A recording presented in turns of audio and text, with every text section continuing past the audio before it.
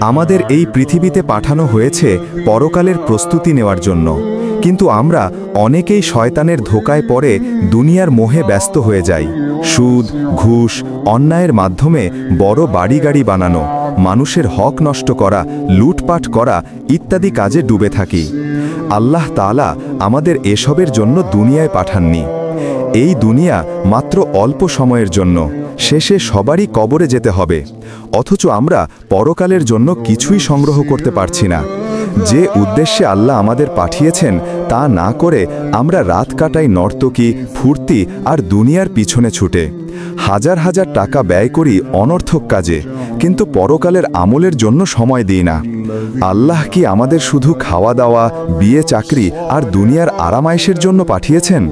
না ভাই, তিনি আমাদের পাঠিয়েছেন পরকালের পুঁজি জমা করার জন্য। তাই কাউকে কষ্ট দেবেন না, কারো হক নষ্ট করবেন না। নর্তকীর পেছনে অর্থ ব্যয় না করে মসজিদ, মাদ্রাসা, এতিম দরিদ্র মানুষের সাহায্যে ব্যয় করুন। তাদের দোয়া কাজে লাগবে।